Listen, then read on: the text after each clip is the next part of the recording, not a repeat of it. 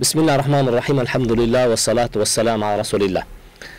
Sözümdü ırайымдуу жана боорукер улуу жараткандын аты менен баштайм. Жаратканга мактоолорду, алкоолорду айтуу менен пайгамбарыбыз Мухаммад саллаллаху алейхи вассаламга салам салаваттарды жолдойм. Андан соң урматтуу биздин Насихат радиосунун көрөрмандары, Марва телеканалынын көрөрмандары, барыңыздарга Кудай Тааланын боорукерчилигин, ырайымын, кечиримин каалап, ассаламу алейкум ва рахматуллахи ve barakatuh. Sizler bilen biz kayradan terbiye saatinde yüz görüşü oturarız.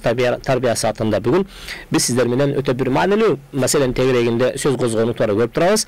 Bu sabaktan dayar bolusunda dağı bir çoğun bir sebep bolup kaldı. Aldığın söz keçegi kar jağan günü karda eşiktin özünün korosunda qaysı bir adamlar jeke үйүнүн korosunda toптолгон kardı же qaysı bir mekeme özünün çoğun giltegen korosundagы топтолгон үймөктөлгөн карды алып чыгып эл баскан көчөгө таштап аткандыгына biraz бул туура эмес экендигин эскертүү менен кайрылсак, муну көпчүлүк адамдар колдоо көрсөтүп туура экендигин баса белгилеген менен, бирок элдин арасында дагы эле тазалык эмне экендигине тайкы түшүнүктө жүргөндөрдүн дагы саны аз эмес экендигин көрсөтүштү. Бул тегеректе мен бүгүнкү сабагыбызды жалпы коомдук тазалык деп атамакчымын.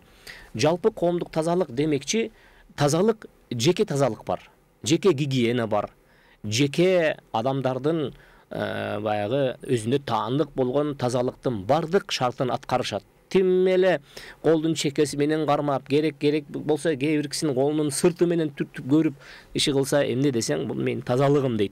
А эмне үчүн сенин жеке тазалыгың болот экен дагы, анан коомдук тазалык болбойт экен дегенде суроо эмне өзүнөн өзү туулуш керек да. Ошондуктан сиздер менен биз бүгүн карап көрө турган маселе бул жалпы коомдук тазалык.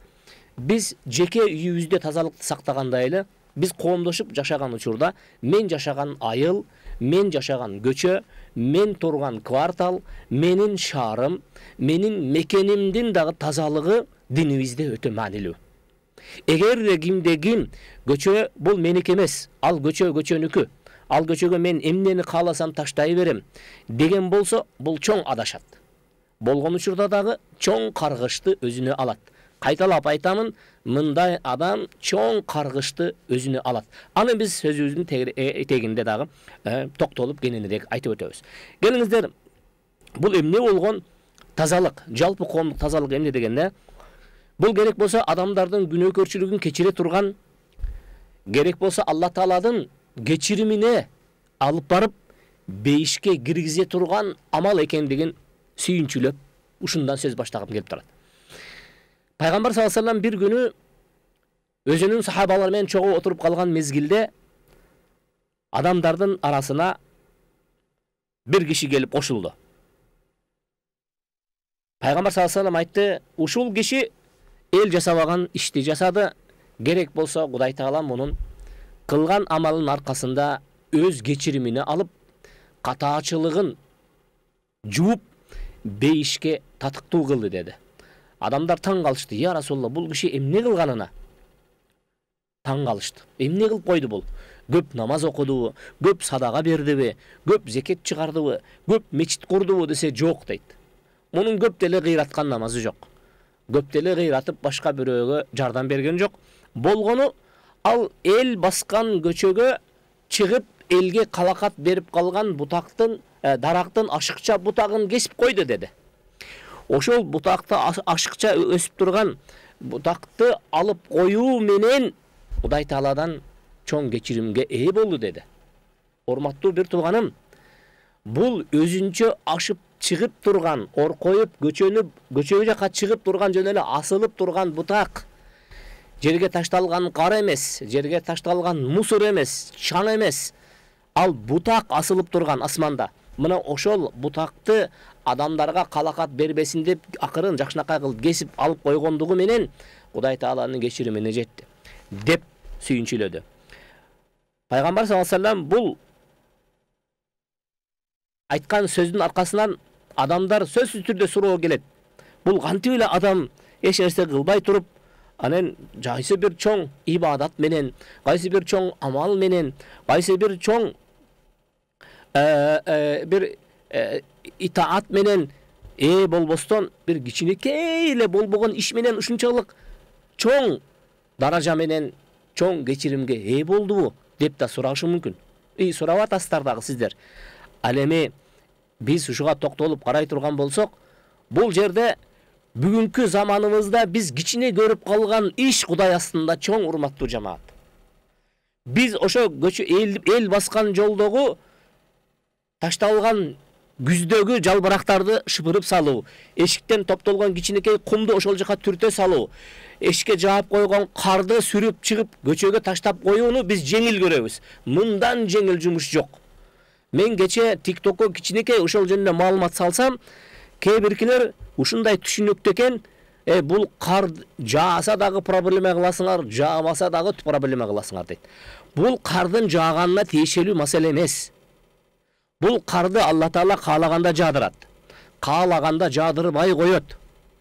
Өзгөчө ошондой болуп адамдардын каргышына кала берсек, ошондо сөзсүз жаадырбай коет. Бул маселеде биз талашкан маселе кардын жаагандыгы, жаабагандыгы эмес. Ошол жааган карды сенин тепкедей болгон жериңдеги карды алып барып бир жерге үйүп кое албаганга, ошо үйүп койгонго акылыңдын жетпегендигинде болуп атат. Шаардын көчөсүнө чыгарып койсоң, шаар ошол көчөнү тазалаш үчүн 100 миңдеген акчаларды, каражаттарды иштетип атат. Мына бүгүн саартан бери, эртеден бери күн тиет, шаардын чоң кесилишиндеги ошол кесилиштин өзүндө калган карлар дагы эле былчылдап адамдарга калакат берип атат го. Эмне үчүн сен үйүңдөгү карды көчөгө алып чыгып ташташың керек? Эшиктин алдындагы кар, эшиктин алдында эгерде чындап эле көчөдө эрип кетет десең, акылың жетпей атабы сенин эшигиңдин астында дагы эрип кетишине. Эгерде сен көчөгө таштап коем, көчөдөн эрип кетет десең, сен эшигиңдин астына таштап кой, ошол жерден эрип кетсин. Эл баскан жол бул ыйык болот. Эл баскан жол таза болуш керек. Эл баскан жолду биз дайыма анын тазалыгын биз ишке ашыруунун артында калышыбыз керек, урматтуу бир тууганым. Кантип ушул маселе? Алла разы болсун. Биздин көпчүлүк басымдуу, биздин көрөрмандарыбыз бул маселеде ойго, сергек экендигин көрсөтө алышты. Алар бир добуштан айтышты, ушул маселени айта албай жүрдүк элек. Ушул маселени элге жеткире албай жүрдүк элек. Биздин кошунабыз эле бар, ошол кошуна дайыма чыгарат, ага айткандан мен тартынам деп өздөрүн ыңгайсыз кармап жүргөндөр дагы көп экендигин ошол соц тармак аркылуу бизге белгилүү болду. Анын ичиндеги өтө бир кейиткени, менин кошунам дейт, мой мусулман дейт, мечитке каттайт дейт, бир карыш сакалы бар дейт. Анан ал келип алып туруп көчөгө ошол карды ыргытат дейт. Мына биздин динди түшүнүү акыйкатыбыз ушул жерде. Сен кантип үйүңдөгү таштандыны, мен кече эшикке түшкөн карды топтосоң, ошол таштандык айланды десем, бул аппапакай болгон кар эмнеге таштанды экен, бул таптаза дейт. Таптаза эмес бул. Ал жерден эл басат. Ал жерден журт басат. Ал жолдо сенин дагы, менин дагы, анын дагы барын акысы бар. Бир гана сенин акың эмес. Гел эгерде сен короодогу карды көчөгө таштап койгонго боло берет десек, гел анда көчөдөгү карды корооңо таштап көрөлүк, эмне болот экен? Кандай кабыл аласың? Келелик дагы көчөдөгү ошол сенин үйүң тушуңдагы карды көчөдө эч кимди бастырбай туруп, баарын күрөп чогултуп келип, сенин корооңо киргизип коелук. Эрип кетет дедик. Бул кар таптаза дедик. Карда эмне күнөө? Кар деген суу. Коюп койсоң эрип кетет дедик. Давайте мындан кийин ошондой эреже кабыл алабыз. Кимдин үйүнүн тушунда кар болсо, ошол карды биз чогултуп алып кирип, ошонун короосуна киргизип беребиз. Бул жерге келгенде чыдабайсың. Бул жерге келгенде сен укугуң жөнүндө сүйлөп баштайсың. Бул жерде сен келген учурда оозуңдан келген жаман сөздү сүйлөп баштайсың. Бул жерге келгенде сен атаң сүйлөгөн каргышты алып келип каргышың менен кайрыласың. Бул жерге келген учурда сен ызы чуу көтөрүп өкмөткө кайрыласың. Эмне үчүн сен өкмөттүн көчөсүн булгайсың? Эмне үчүн сен эл баскан жерге кирдин суусун чыгарып төгөсүң? Эшиктеги топтолгон таштандыны чыгарып таштайсың. Эшиктен топтолгон карды алып келип төгөсүң. Эшикте топтолуп калган эски сууларды алып чыгып көчөгө төгөсүң. Эмнеге? Эмнеге андай кыласың? Ал көчө биздики, сеники эмес. Эгерде жок, бул көчө боло берет, Бул бардыгыныкы десең, ну давайте бардыгыныкын чогултуп туруп, сеникине төгүп көрөлүк. Мына ушул маселеге келген учурда, урматтуу бир тууганым, урматтуу жамы журт, Алла Таала Кур'анда "Вала тахсабунаху хаййинан ва хува индаллахи азим". Силер бул иштерди, бул кичинекей эле нерсе, бул жеңил, бул эч нерсе эмес. Бул нерсени биз ушуга дагы теригип чоң сөз кылабызбы? Кыларга иш таппай калыптырбы? Сүйлөгөнгө сөз таппай калыптырбы дейбиз. Урматтуу жамаат, эгерде мен чыгарып таштасам, сен чыгарып таштасаң, тигил чыгарып таштаса, анда көчөдө ким баса алат? Ал көчөнүн акыбалы кайда калды? Пайгамбарыбыз бизге буйрук берди эле го. Силер көчөңөрдү, үйүңөрдү, баскан жериңерди таза сактагыла, жөөттөргө окшошпогула деген эле го. Эми караңыз. Нарындан бирөө кече соцсетке жазат. Ай, Бишкектер туруп алып, бир карыш карга кайгырасыңар, а бизде нарында 1 метр кар жаат, ал карды каяка алып барабыз? Атаңдын башына алып бар. Мен билбейм сен алып барасың, бирок эң эле башкысы сен көчөгө чыгарба. Сен эгерде үйдө кар батпай атса, көчөгө чыгарып койсоң, эл жыргайбы көчөдө? Элде, көчөдө эл басат, мал басат, журт басат, эл колдонгон аймак ал тегерек. Сенин корооңдун чийинин ичи, анын сыртына сен акың жок. Менин үйүмдүн тушу деп керсейбей эле кой. Сенин үйүңдүн тушу болуп калышы мүмкүн, бирок ал жерге сен таштанды таштаганга укугуң жок. Мен дагы бир жолу кайталайм. Кар, суу, жалбырак, кирдин суусу, койдун корголу, эч нерсе таштаба. Эч нерсе чыкпасын сенин үйүңдөн. Керек болсо ошол чаң соргуч, машинедеги болгон чаңды дагы көчөгө таштаба. Чаң соргучтун ичиндеги чаңды көчөгө таштаба. Чоң күнөө болот бул. Ал күнөөкөрчүлүктү мен сиздерге азыр айтып берем. Эмне болгон күнөөкөрчүлүк? Алла Таала Кур'анда ал күнөөкөрчүлүккө чейин. Алла Таала Кур'анда "Estağdu billah ellezî ceale lekumul arda mahdan ve ceale lekum fiha subulan la'allakum tahtadun." Allah Taala Kur'anda aytat, "Siler için Allah Taala жерди бешик сымал кылып, ал жер бетинде силерге түз жол таап, жашоо бактысын таап жүрүш үчүн силерге жолдорду берди" деди. Бул жолдон кандай гана адамдар өтөт? Кандай гана жандуу басат? Бардык ошол шаарыбыздын ичиндеги, мен жашаган көчөдөгү айрыкча мына жаңы конуштарда адамдар кадимкидей мода кылып алыптыр. Мен азыр ушул программага кирип келе жатсам, бир кошуна карды топтоп машинесине жүктөп атат. Таттынакай кылып машинесине жүктөп, элге тоскоолдугу жок жака алып барып төгөмүн деп машинесине жүктөп атат. А бир кошуна кадимкидей көчөгө алып чыгып таштап атат. Кадимки өзүнүн бир баягы короосундагы айдоо жерге таштап аткандай таштап атат. Ай жигит, сен эмне кылып атасың десем, бияка таштап атам дейт. Ай эмнеге бияка таштайсың десем, бул жактан эрип кетет дейт. Ай эмне үчүн сенин үйүңдүн астында эрип кеткен жок ошол? Кой жыйна десем, жок жыйнабаймын дейт.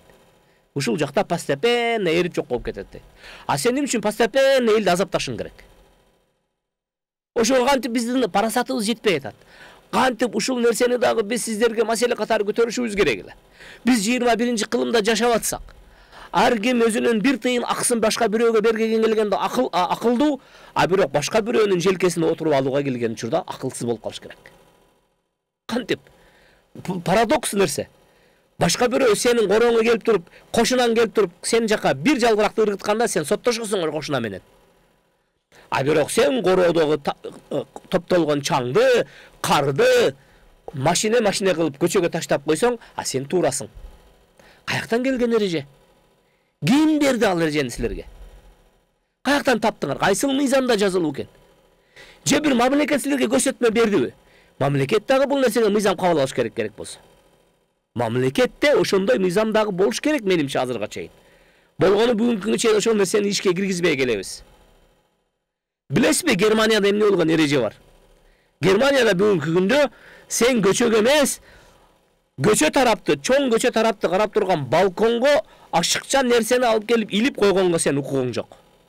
Senin balkonun, sen satып алган үй, sen ошол тарапка эмне үчүн иде албайсың дегенде сен элдин маанайын бузасың. Ошо эски коляскаң менен былтыр 2 жыл 4 жыл бойлонгон шыпыргыңды илип алып, эски турсаңды сактап алып, ошол жерге сен эмне болосуң? Элдин маданиятын талкалайсың деген максатта ал жерге чоң штрафтарды койгон. Ошондон Германияга барсаңыз, чоң көчөлөрдө, эл баскан тараптарда бирөөсүнүн да балконунан жаман нерсе эмне болбойт, сен көзүңө көрүнбөйт. Карабайсызбы, анан биз таң калабыз. Мына маданияттуу болуп жашашат. Мына алар кыйын эл, мына алар өнүгүп атат. Мына биздин өнүгүүбүз, мына биздин айырмабыз алардан. Эшиктин астына карды алып келип туруп, эл баскан көчөгө таштайбыз. Урматтуу жамаат, көздү ачарлык. Көздү ачарлык бул өтө каргашалуу, өтө бир оор иштердин бири. Эмне үчүн дегенде, Пайгамбар саллаллаху алейхи вассалам ыйман өзү 70 баланча бутактан турат деген. 70 баланча бутак деген сөз 75тен өйдөрөөк, 80ден кемирээк деген сөз түшүндүрөт.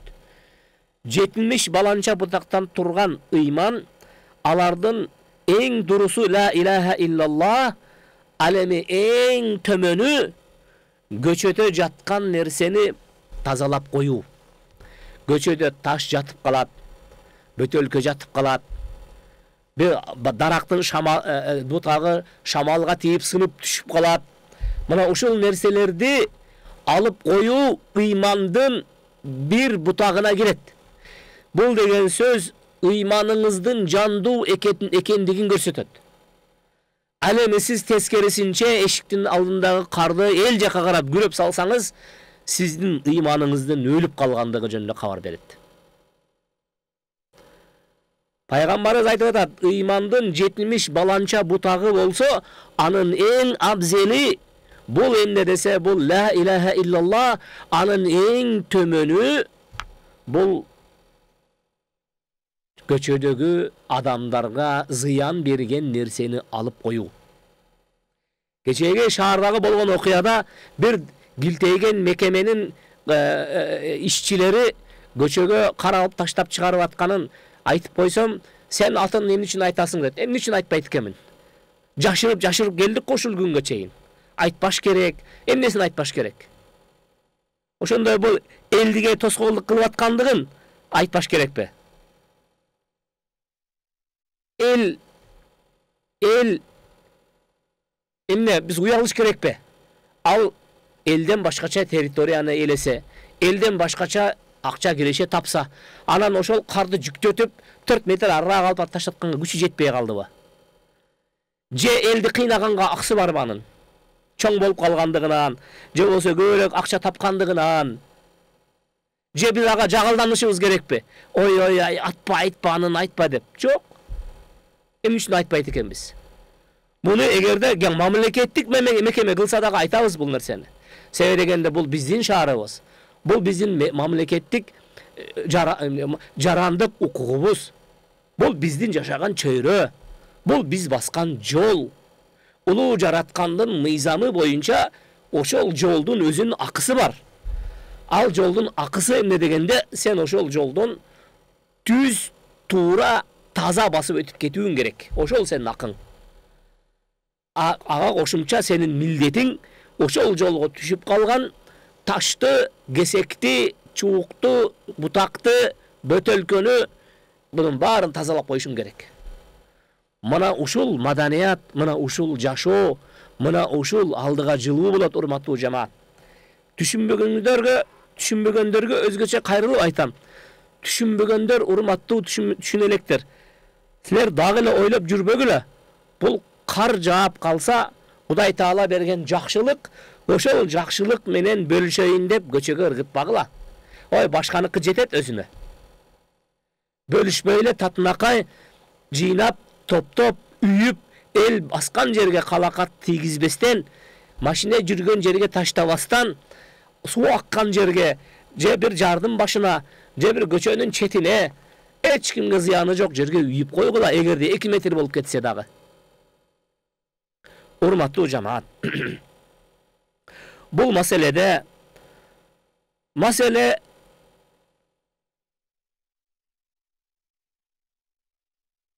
өтө оор экендигин пайгамбар саллаллаху алейхи вассалам мындай деп айтат.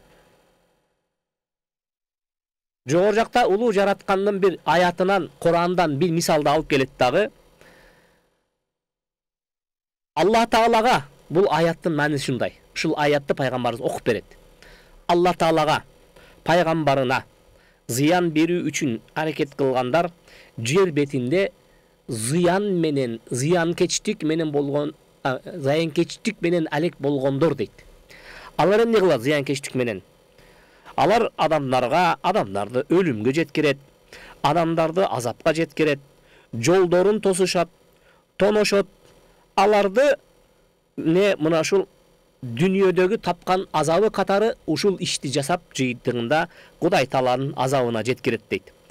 Анан ушул аятты айткандан кийин пайгамбар саллаллаху алейхи вассалам айтат, ушул аяттын түшүүсү мусулмандардын арасында кимде-ким жол тоссо, анан жер бетинде бузукулук аткарган болсо, ошолорго тиешелүү болуп түштү дейт. Караңыз, мусулмандардан кимде-ким жол тоссо, андан кийин бузукулук таркатса. Эми урматтуу жамаат, мен сиздерден сурайынчы, абийириңиздердин астында, Кудай астында жооп бергилечи. Сен үйдөн бир таштандыны көчөгө таштасаң, бул жол тосконго кирбейби? Сен үйүңдөгү таштандыны көчөгө агызсаң, бул жер бетиндеги бузукушулукту таркатканга кирбейби? Урматтуу жамаат, шаар кимден турат? Шаар мен, сиз, анан ал ошолордон турат. Ошол үчөөбүздөн, төртөөбүздөн турат шаар. Эгерде ошол шаарда жашоочулар өздөрү тазалыкка бекем болсок, анда шаарыбыз таза эле болуш керек. Шаарда кетип атып, айнекти машинесин айнегин ача калып туруп, бөтөлкөнү таштап койгондорду, салфетка ыргыткандарды толтура көрүп жүрөбүз. Эмне үчүн ошолор ойлонушпайт? Эмне үчүн ойлонбойт ошолор? Эгерде шаарда миллион машине болсо, миллион машинедеги ар бир айдоочу бирден бөтөлкө таштаса, шаардын ичи миллион бөтөлкөгө толуп калышын кантип ойлонбойт? Эгерде ал бир салфетка таштаса, анда миллион салфетка болот. Эгерде ошол бир кородогу адам үйүнөн 10 араба кар чыгарып көчөгө таштаса, шаардын көчөсү эмне болот? Кантип ушул маселеге түшүнбөйбүз? Кантип ушул маселе татаал адам ойлонуп түшүнүп алганга? Макул, сенин короң тар экен. Тар кородогу кар канча араба чыгышы мүмкүн? Бай болгур, ошол арабага салгында көчөнүн аркы өзүнө таштап, эл баспаган жерге таштап кой. Сенин балаң маданиятты үйрөнсүн. Сенин балаң туура жашаганды үйрөнсүң жок дегенде. Сени көрсүн ошону кыйналып атканыңды. Сени аялың көрсүн ошол нерсени, кой деп койбогон. Ошол кожойке, ошол сени кой деп койгонго жарабай отурат үйдө. Кой көчөгө таштабай, айнанайын кожоюн. Ушу көчөгө таштабай, эл басат ал жерден. Элдин каргышы тийип калбасын дегенге жарабады. Айтайын дегенimiz эмне, урматтуу жамаат? Бул пайгамбар саллаллаху алейхи вассалам айтат: "Мен азал муслимина фи туруқихим ваджабат алейхи ла'натухум." Кимдеги мусулмандардын жолдоруна таштанды таштаса, кимдеги мусулмандардын жолун булгаса деп атат. Ваджабат алейхим ла'натухум, ага алардын наалаты важип болуп калат. Алардын наалаты милдеттүү болуп калат. Эмне деп айтса, ошол жетет. Колуң сыңгыр дедиби, ал жетет. Ай көр болгур дедиби, көр болот. Ай бутуң сыңгыр дедиби, буту сынат. Эмнеге биз өзүбүзгө башка бирөөнүн наалатын чакырышыбыз керек? Себеби дегенде биз эмне кылдык көчөгө таштоо менен? Ошол көчөгө таштаган таштанды менен биз көчөдөгү адамдардын кыймылына, басканына, жашоосуна, алардын керек болсо маанайына дагы биз эмне кылдык? Зыян келтирдик. Жыйынтыгында биз эмнеге жеттик өзүбүз? Алардын каргышына жеттик. Пайгамбар айтып атат: эгерде мусулмандардын жолун ким булгаса, алардын каргышы ага эмне милдет болуп калат.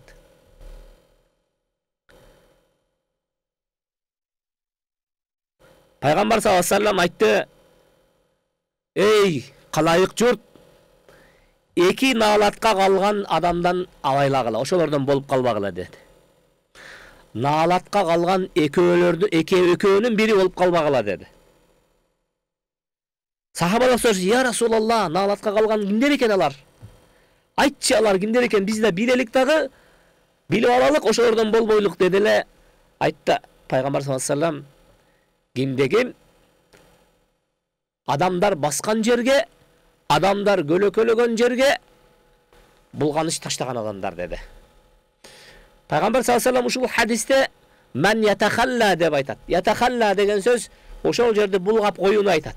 Сен булгаган мезгилде балким сен барып отуруп койдуң, чоң заара кылып койдуң, кичине заара кылып койдуң, таштанды таштадың, айтырлык үйдөгү мусорду алып келдин, үйдүн кирдин суусун алып чыгып эл баскан жерге төктүң. Же болбосо эң береси эшиктин астындагы жалбырак менен жааган карды алып чыгып эл баскан жак. Мен кээ биркилер таң калдым, эшиктин үстүнөн топтолгон чатырдын суусун алып келип эл баскан жакка агызып койгондорду көрдүм. Эмнеге муну кыласың десем, эмне бул суу ага берет да. Бай болгур, сен ушул сууну эшигиңдин өзүңдүн үйүңдүн астына агызасыңбы? Агызасыңбы ошол сууну өзүңдүн үйүңдүн астына агызасыңбы? Десем, жок дейт. Мына көрдүңбү? Сен ошону өзүңдүн үйүңгө агызсаң жакшыраак болмок. Сенин эшигиңдин асты чыла болуп турса жакшыраак болмок. Эмне үчүн? Себеби дегенде Пайгамбар саллаллаху алейхи вассалам айтып атат, могул жерде: "Эки наалатка калган адамдардан болуп калбагыла, коркула айнанайыңдар" дейт. Алар кимдер десе, эл баскан, эл көлөкөлөгөн жерди булгагандардан болуп калбагыла. Бүгүн биз эмне кылып атабыз? Эшиктин астындагы мына жаңы конуштардын барысында ошондой мода бар экен, мода. Эшикте карды алып коюп, эл баскан жерге таштап коюу. Бул акмакчылык, бул наалатчылык. Болгондо дагы ошол наалатты адамдар өздөрүнө тездетип чакырып алуунун эң жеңил жолу. Ал жерде баскан адам таят, бутунан таят, жыгылат. Ал көчөдө канча бир байкуш бирөө келип кум төктү, таш төктү, кээ бирки жерлер асфальт болду. Ошол кумду, ташты, асфальтты жеген нерсе эмне? Кумурскабы? Жок. Кумурска эмес. Кумурска таш жебейт, асфальт жебейт, кум жебейт. Мына ошол суу. Ошол суу жеп атат жолду. Ошол жерде барып кичине тегиздеп койгонду билбейсиң. А бирок чатырдан түшкөн сууну агызып коесуң коркпой. Эшикте топтолгон карды төгүп саласың коркпой. Эмне десе, постепенно эрип кетет дейт. Сен постепенно корооңду эрит. Өзүңдүн үйгө алып кирип алган брусчаткаңды эрит. Ошол жакшыраак болот, каргыш албайсың. Болгону брусчатка алмаштырасың эртең. Эшиктин астын башкачан тегиздеп чыгасың. Андан башка зыянга жетпейсиң. Ошондуктан урматтуу жамаат, мен кыжалат болгонумдан ушинтип катуураак сүйлөгөнгө аргасыз болуп атам. Урматтуу жамаат, биз дагы эле аң сезимибиз ошол илгерки катып калган замандагы өкмөт кылат деген шылтоону дагы эле аң сезимибизге отургузуп алыптырбыз. Өкмөт кылбайт, биз кылышыбыз керек. Биз өзүбүзгө таза бололук, биз өзүбүздү аяйлык, биз өзүбүздү коргойлук, биз кошунабызды аяйлык. Мен бүгүн көргөн, мына бүгүн азыр ушу программага кирердеги болгон көрүнүштөрдүн бири, бир жаш жигит короосундагы карды көчөгө таштап атат. Кошуна аксакал байкуш эчтеке дей албай мүңгүрөп отурат. Аксакал, бул эмне? Не мынчалык капалуусу десем, балам карабайсың мына айванчылыкты дейт. Ушу кантип болсун дейт. Ушу жаш жигит го дейт. Ушу карды жүктөп көтөрүп барып жолдун арка өзүнө кардын арыктын жээгине жыйып койсо деле болмок. Бирок монтип эми жалпайтып эл баскан жерди. Карабайсыңарбы? Урматтуу жамаат, бул дин бизге жөн эле намаз окуп кой, орозоңду тутуп кой деп үйрөтпөйт. Ал мусулмандын милдеттүү Кудай астындагы түздөн түз карызы. Кылбай койсо өзү билсин. Ал эртең күнү өзү жооп берет. А бирок могул дүйнөдөгү бул жарыкчылыктагы сиз менен биз чогуу бир жерде жашап аткандан кийин колу кошуна болуп, тууган урук болуп жашап аткандан кийин бири-бирибизде дагы акыбыз бар. Ал акыбыз эмне дегенде, мен ошого зыян келтирбешим керек. Мен анын уятын, абийирин жайбашым керек. Мен аны акарат кылбашым керек. Анын кайгысын барып бөлүшүм керек. Анын кубанычын менен барып мен не чогуу тосушум керек. Пайгамбар саллаллаху алейхи ва саллям мына ошентип бизди эки каргышка калгандан өзүңөрдү абайлагыла деген мезгилде айткандай эмне деди дегенде, айрыкча эл баскан жер менен эл көлөкөлөгөн жерде биз абайлайлык. Эмне үчүн мындай? Себеби дегенде эл басып көпчүлүк учурда жолду колдонот. Унаада басабы, ал велосипедде басабы, жөө басабы, атта басабы, айырмасы жок. Бирок эсиңиздерде барбы? Хадис сөзүбүздүн башында айттык элек. Алла Таала субхана ва таала бир пендени кылган намазы үчүн эмес, туткан орозосу үчүн эмес, эл баскан жолдо калакат берип чыгып калган дарактын бутагын кесип койгондугу үчүн кечиримине алып бейишке татыктуу кылгандыгын айттык элек го. Мына ошондой болгондон кийин эл баскан жолду биз абайлайлык. Эл көлөкөлөгөн жерлерге жаман нерсе таштабайлык. Ошондо эле шаар болот. Ошондо биздин парктар парк болот. Ошондо остановка болот. Ошондо мен көчөлөп басып келгенде коркпоймун, атаң көрү кимдики бутума элештирип келдим экен, мынча эле сасыйт дебейт элек. Мына ошондуктан, урматтуу жамаат, Аллах Таала Кур'анда وَالَّذِينَ يُؤْذُونَ الْمُؤْمِنِينَ وَالْمُؤْمِنَاتِ بِغَيْرِ مَا اكْتَسَبُوا فَقَدِ احْتَمَلُوا بُهْتَانًا وَإِثْمًا مُبِينًا. Sadaqallahul azim. Ahzab surесинин 58-аятында Алла Таала айтат. Пайгамбар да эмес, башка да Алла Таала айтат. Момун эркектерге, момун аялдарга зыян жеткиргендер. Алар бигайри мактасабу, алар эч нерсе кылбай татып туруп зыян тартышат дейт. Байкуш чындап эле көчөдө баскандар эмне кылмыш кылат? Алар өзүнүн оокаты менен жүрөт. Тезирээк үйүмө жетип алсам, тегирээк апама жетип алсам, тегирээк балама жетип алсам, тегирээк күйөөмө жетип алсам деген шашкан адамдар. Алар эч кандай күнөө кылышкан жок. Аларды күнөөсүз зыянга жеткиргендер кимдер дейт? Алар факад ихтамалу бухтанан ва исман мубина, чындап эле аябай ачык жана чоң күнөөнү мойнуна илгендер. Ачык жана абдан чоң күнөөнү мойнуна илгендер. Мына эч кандай кылмышы жок, эч кандай күнөөсү жок адамдарга зыян бергендер. Алар кимдер бүгүн? Мына эшиктин астында карды алып чыгып эл баскан жерге таштагандар. Айнанайында кайталап дагы бир жайда кар күнөөкөрчүлүгү жок бул жерде. Кардын жаап калышы дагы күнөөкөрчүлүгү жок. Күнөөкөр сенсиң көчөгө чыгарып кар таштап аткан. Сен күнөөкөрсүң. Ошол чоң күнөөнү сенин мойнуңа Алла Таала коюп атат. Ошол каргышты сага алып келет. Себеби дегенде сен адамдарга зыян берип атасың.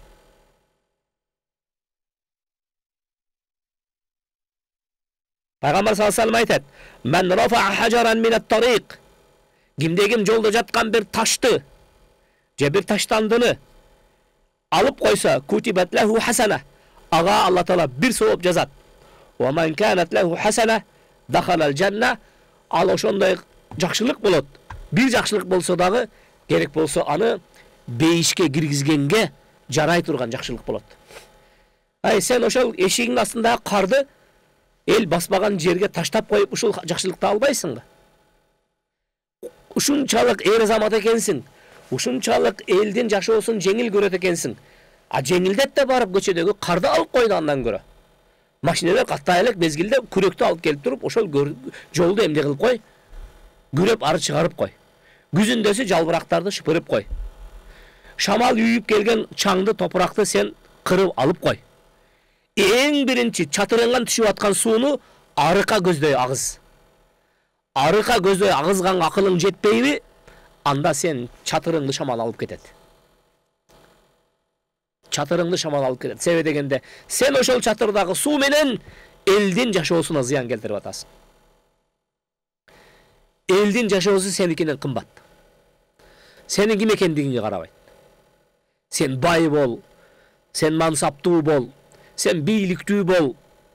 Мына ушул маселеге келген учурда бул маселени урматтуу жамаат биз мындай сергек кабыл алалык. Бул оюнчук маселе эмес. Ойлобоңуздар, кээ бирки комментарийде жазгандарды карап алып туруп, бул кар да деп. Орусча айтат, ничего подобного. Ал кар сенин корооңо түштүбү, аны сен гана тазалашың керек, сен гана көтөрүшүң керек анын азабын. Сага жыргал экен да. Бул кар мага калакат бербесин, мен короомон чыгарайын дагы, эл жака таштап кое берейин деп. Анын акыбетин, анын азабын жогору жакта айтып өттүм.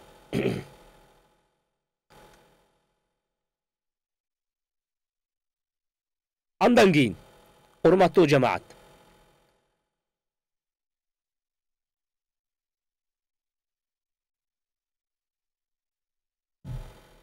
Умар ибн Хаттаб, экинчи халиф Умар ибн Хаттаб өзүнүн бир алтындын суусу менен жазып койгон сөз айткан.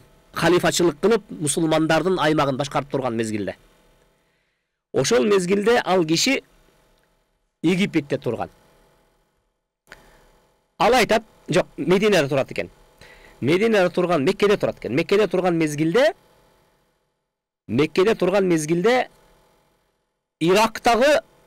Ирактагы төө мүдүрүлүп кетип, буту сынса, мен кыямат күнү келген учурда, я Умар, сен мусулмандардын жоопкерчилигин алдың эле. Кантип ушул жол түзөлбөй калып, төө мүдүрүлүп кетип, буту сынды деп берилген суроодон корком деген. Караңыз. Өзү Меккеде турат. Мусулмандарды башкарган борбордо турат. Ирак деген ал жерден канча 1000 километр алыстагы төөнүн баскан жолу жөнүндө ойлонуп атат. Мына мусулман чөйрөсү ушундай болуш керек. Мен канткенде башка бирөөгө зыян бербейм. Мен канткенде башка бирөөнүн жашоосун жеңилдетем. Канткенде башка бирөөгө зыян жетпей калат эле. Бүгүнкү күндө адамдарда билбейм, алардын маанайын эмне бузду, бүгүнкү күндөгү тартыштыкпы, же бүгүнкү күндөгү базар экономикасыбы, же болбосо демократиянын саркындысыбы, иши кылса элдин маанайын ушундай кылып бузду, адамдар мен канткенде зыян жеткирсем деп калды. Жок, урматтуу бир тууган. Эгерде кимде-ким өз жашоосун, жеке жашоосун оңдогусу келсе, башка бирөөнүн жашоосуна арыккасын, оңолуп кетсин деп. Ошондо ал өзүнүн жашоосун оңдай алат. Кимде-ким жашоону түздөймүн десе, ал барып башка бирөөнүн жашоосу жөнүндө кам тартсын. Канткенде ушул жакшы жашап кетет. Канткенде ушул бактылуу болуп кетет. Канткенде ушунун эртеңки жашоосу түздөлүп кетет деп ойлонсун, Аллах Таала ошондо аракетинде болсун, Аллах Таала мунун жашоосунун бактысыз жөнүндө аракетте болот. Урматтуу бир туугандым. Маселе биз мынчалык жеңил кабыл ала турган маселе эмес. Маселе биз мынчалык жеңил кабыл ала турган маселе эмес. Себеби дегенде бул маселе мынчалык жеңил кабыл албашыбыз керек. Себеби дегенде Аллах Таала Кур'анда мындай дейт. إنما جزاء الذين يحاربون الله ورسوله ويسعون في الأرض فسادا. Biz жогору жакта айтып кеттик, бул аятты эскерип, Алла Таалага жана пайгамбарга каршы чыккандар кимдир десе, булар жер бетинде бузукулукту жайылтуу менен алек болгондор жана мусулмандарга зыян келтиргендер дейт. Аллага жана пайгамбарга каршы чыгуу жеңил эле. Ал өз колубуз менен жасап алып атабыз. Ал эмне мусулмандардын жашоосуна зыян бере турган нерсени жасап коюу. Аны менен кошо, урматтуу менин бир тууганым, бул маселеде пайгамбарыбыз бир канча насааттарды айтат. Ал насааттардын бири бул дайыма тазалыкка маани берген учурда, тазалыкты бул жеке менин таза болсом эле болду, менин тазалыгым менен коом да таза болуп калат деген бул жөн эле кыял. Бул жөн эле кыял. Урматтуу жамаат. коом таза болсун десек, менин жеке тазалыгым менен кошо коомдук тазалыкка өз салымымды кошушум керек. Коомдук тазалыкка салым кошуу абдан жеңил. Ал эмне дегенде, сиз корооңузду дагы таштандыны көчөгө таштабаңыз. Атайын таштанды таштоочу жерге гана коюңуз. Атайын даярдалган орунга коюңуз таштандыны. Ал эми чатырдан агып түшкөн сууну арыкка агызыңыз. Айрыкча бул жаңы конушта жашаган адамдарга тиешелүү. Шаардын ичиндеги кабаттуу үйдө жашагандардын башы оорубайт. Бирок ошол жерде дагы көйгөй көп. Ошол таң кайган чоң үйдүн суусун алып келип, эмне кылат? Машина жүргөн, эл жүргөн көчөгө агызып коюшат. Ал кечинде тоңот. Ал тоңгондон кийин кечинде 75-теги кемпир нанга чыгат. Айтайлык келиндер бар, боюнда барлар бар. Кичине ооругандар бар, кичине майыптар бар. Жаш балдар бар. Анан ал жерден барып туруп тоңуп калган көк суудан эмне болот? Буту тайыйт. Ушунун эмне кереги бар бизге? Биз айттык, таштандыны атайын таштоочу жерге таштаңыз. Бул биринчиси. Экинчиси, чатырдан түшкөн сууну атайын арыкка агызыңыз. Жокпу, жасаңыз арыкты. Кар жааса, карды короонун бир жак четине, анан эшиктин астында дарагыңыз болсо, дарактын түбүнө үйүңүз. Себеби дегенде кар бул турушу менен кислород. Ошол эрип дарактын түбүнө кирсе, эң мөмөлүү, эң күчтүү дарак ошол болот. Бирок эч качан эл баскан тротуарга, көчөгө таштабаңыз.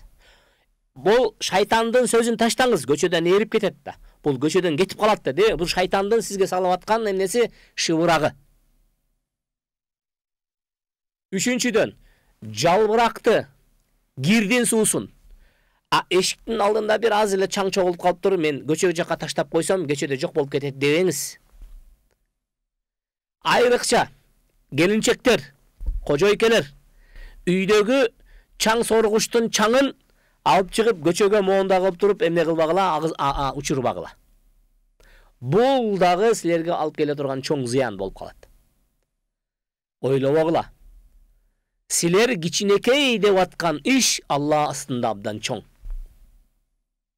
Эмне үчүн чаң соргучтун чаңы чоң ишке айланып кетти десек, сиз ошол жердеги чаң менен башка бирөөнүн жашоосуна зыян алып келдиңиз. Кошунанын, көчөдөн өтүп бараткандын, алыстан келген коноктун, кайсы бир оорулуу астмасы бар байкуш ушундай өзүн чаңдан абайлап жүрөт, бирок сенин чаңың ага эмне берет? Зыян берет. Балким арабызда көрүп аткандар күлүшү мүмкүн. Ай, молдеке, сен күлкүлүү нерсени айтпачы деп. Бул күлкү сага. Сага күлкүлүү болушу мүмкүн. Мен үчүн бул чоң нерсе, бул мен үчүн дегеним менин жаратканымдын астында чоң күнөө. Жараткан бул нерседен тыйган. Көчөгө кыпындай болгон нерсени да таштабагыла. Себеби дегенде пайгамбар саллаллаху алейхи ва саллям өзүнүн хадисинде айтты: "Эй, корккула, экинде каргышта калып кеткенден болуп калбагыла. Ал каргышка калгандын бирөөсү эл көлөкөлөгөн жерди булгагандар, экинчиси эл баскан жерди булгагандар" деди. Урматтуу жамаат, урматтуу жумарай журт. Биздин жерибизде жашап атабыз. Biz жашообузду өзүбүз курабыз. Biz сиз менен чогуу тазалыкты калыптандырып ордуна кое алабыз. Эгерде ошол нерсени мени менен сиз кылбасак, аны ким кылыш керек эле? Ойлоп атасыңарбы, тазалык баарын мойнуна алат деп? Жок. Тазалык мойнуна ала албайт. Тазалык байкуш колунан келгенин кылат. Жетишпей, машинеси бузулат, ал запчасть таппайт, байкуш баягы биздеги баягы эле мамайдын көрү да. Элдин дүйнөдөгү баардык машинеге запчасть табылат, тазалыктын машинеге запчасть табылбай калат экен да. Анан бир убакка келип табылат экен, ал дагы аттын башындай болгон акчага табылат экен. А элдин машинеси жөн эле жүрөт, сынбайт, сынса дароо оңдолот. Ага запчасть табылат. Болбой кетип атса, интернетке кире калсаң, интернетте толтора варианттар бар. Интернетте бир мындай бир адамдын акылы кабыл ала турган эле баада турат. А бирок тазалыктыкына келген учурда эле табылбай калат, анан ызы чуу, анан табылбайт, изделет, анан эч жерден табылбайт. Анан акырында бир күн эмне бир мусордар толуп, курттап, сасып баштаган мезгилде, коомчулук көтөрүлгөн мезгилде анан бир жерден табылат, анан тигиндей болгон бир космический бага табылып келип, анан оңдолуп, анан иштеп калат. Бул өзүнчө бир мамайдын көрү. Бирок ошого жеткизбей эле өзүбүздүн тазалыгыбызды, өзүбүздүн көчөдөгү, өзүбүз жашаган кварталдагы, өзүбүз жашаган аймактагы тазалыкты өзүбүз колго алалык да. Колго алалык да, урматтуу жамаат. Таза болуп жашоо бул биздин колубузга калтырылган нерсе. Муну Марстын жашоочулары келип тазалап бербейт, аны биз билебиз. Юпитердин жарандары келбейт, бизге тазалап беребиз. Ага чейин биз билебиз, ал жакта эч ким жашабайт. Ал жактан чакырайлык десек дагы эч ким жок. Эми бул жакка келген учурда эмне кылалык эми? Таянар тообуз өзүбүз. Өзүбүздөн башка эч ким тазалыкты калыптандырбайт. Бул маселеге келген учурда, урматтуу жамаат, келиңиздер бир добуштан, бир кантелик, бир жеңден кол, бир жакадан баш чыгарып, бул эмне кылышыбыз керек? Биз өз тазалыгыбызды өзүбүз ишке ашырышыбыз керек. Кандай жол менен? Бири-бирибизге насаат кылалык. Бири-бирибизге туура түшүндүрөлүк. Эгерде ушул биздеги бул маселени түшүнө албай аткандар болсо, бизге келгиле. Биз силерге жакшылап түшүндүрүп беребиз. Дагы эле акылыңарга сыйбай атса, биз сыйдырып беребиз. Муну мен ынандырып берелем, 100% буйруса ынандырып беремин, ким келбесин. Мына ушул кылынып аткан кылык туура эмес экен деген.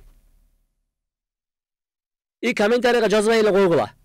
Ай эле, мыл эле, бул эле, ал эле дебей эле койгула. Жөн эле убактыңар кетет, күчүңөр кетет, нервиңер кетет. Андан көрө чогуу өзүбүздү каргыштан сактайлык, чөйрөнү тазалыкка алып баралык.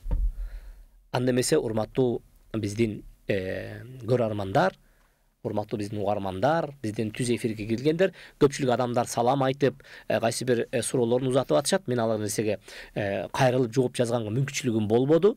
Албетте бул нерсени биз бул жакта биздин TikTok'тогу программадан сырткары дагы биздеги насихат радиосу аркылуу, Марал телеканалы аркылуу дагы бул маселе чагылдырылып атты эле. Ошондуктан TikTok'тогу эмне биздин көрөрмандарга, TikTok'тогу көрөрмандарыбызга өзүнчө бир токтолуп, кайрылып өткөнгө биз убакыт бөлөбүз буюрса, анда эмесе сиздер менен кийинки тарбия саатына чейин аман калыңыздар.